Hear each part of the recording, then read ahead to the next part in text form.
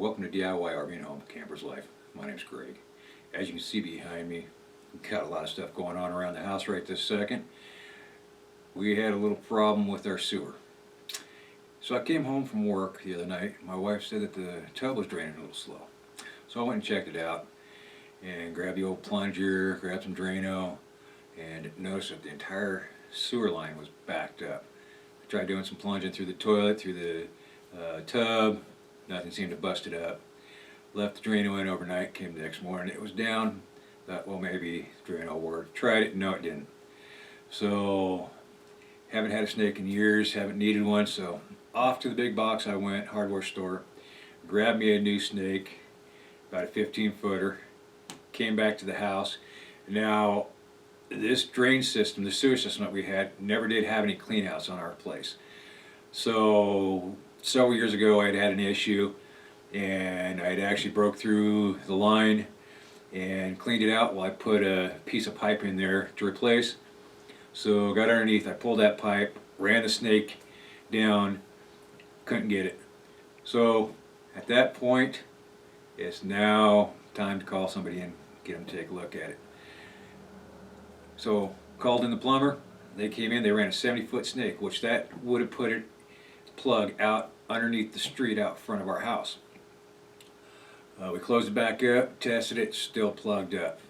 They then brought in the camera system that they have, ran a camera system, and they actually did it from the vent up on top of the roof, ran it down, all the way down, and we got to the same location that we did with the snake, to the end of the snake, and found that it was still plugged up.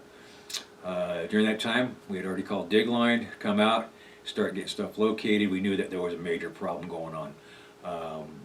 Through their camera system from the plumber, along with the city's camera system that they ran up the sewer, they were able to determine that this was Orangeburg piping. Now it had collapsed. We need to figure out what we're going to do, and they worked up a quote for us, and we went with the route of pipe bursting. So let's check out this interview that I did with Travis from McCray, Rooter, and Drain. Alright, I'm Travis with McCray, Rooter, and Drain. So what we actually did here, it's called pipe bursting. And the reason why we did pipe bursting was because of the type of pipe that was actually here. It's called Orangeburg pipe. What it is, it's basically just like a fibrous pipe. I like relating it to either tar paper or like a roll of toilet paper soaked in tar made into a pipe. And what happens over time is it starts bubbling, and actually here it collapsed completely, and also roots tend to get into the system.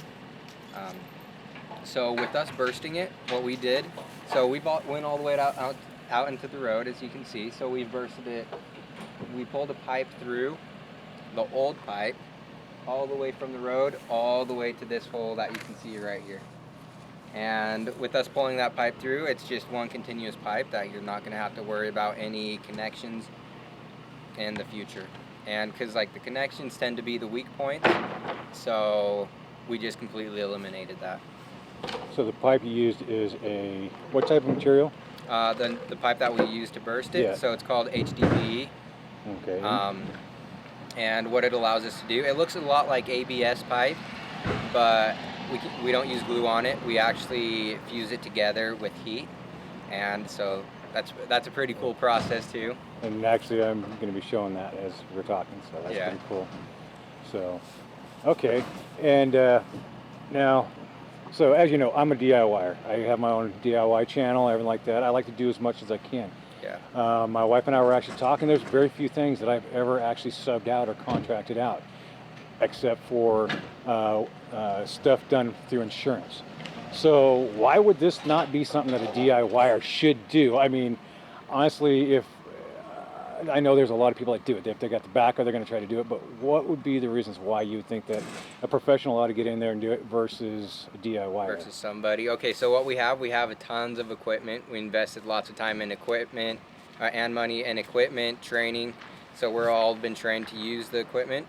And with trenchless sewer repair, you don't want something to go wrong. If something goes wrong, like we're digging out in the street and there's actually a water line in the street, you need to make sure that you're not hitting stuff and there's actually a water line by the house. Luckily, we were able to avoid it completely.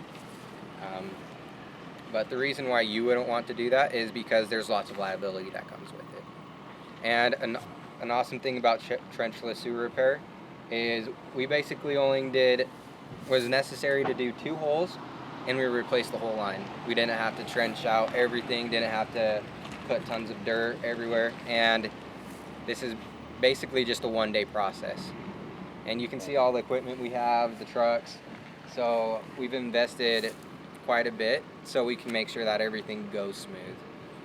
And if it doesn't go smooth, then and you're trying to do it, then it's a lot worse. So I appreciate your time and everything like that. And I appreciate you letting me do the video of this and show this. So I hope that a lot of people are going to get the opportunity to see this. And maybe now you do camera work too. That camera, looking through the sewer and stuff like that, is that able to detect?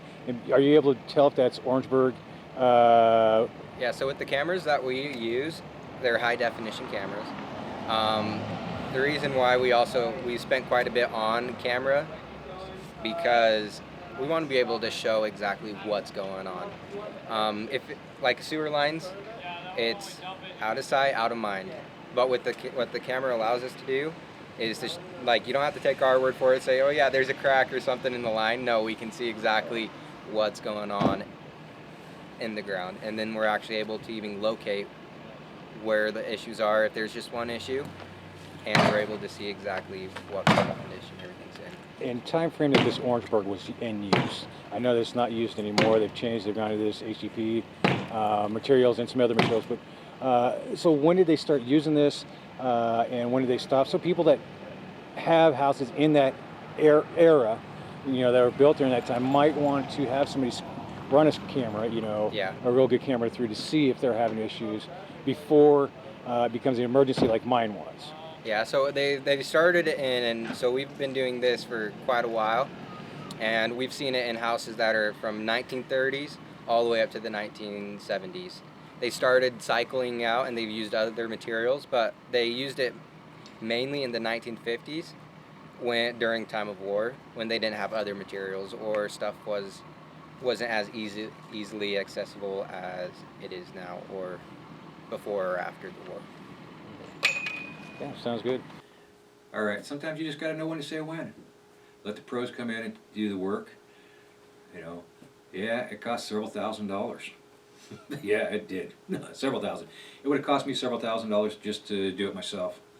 You know, okay, I'd save, let's say $6,000. But look at all the issues that I could have, the liabilities, possibilities of damaging stuff. I would have had to replace the sidewalk, more of the pavement in the street. So for me, this was a win-win situation. And one thing I would like to stress, though, is go ahead, you know, call your local plumber if you've got an older house. See if they'll come out. Go ahead and run a camera through it. The cameras nowadays are excellent quality. They'll find problems before you have an emergency like kind of us, where we, you know, the pipe collapsed and we were done. We didn't have, you know, we had to have an emergency services done. Luckily, we were able to get it done pretty quick. And also, one other thing you can do is get a hold of your insurance company and see if you guys are covered. There is policies out there for this exact thing. We didn't know about it. Of course, insurance companies really aren't going to tell you about it.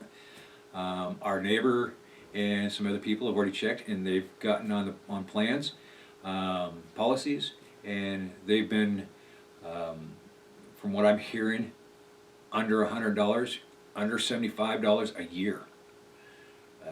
For us, it cost us almost $16,000 to get this fixed, plus about a week's worth of, you know, back and forth construction, having to borrow a porta potty.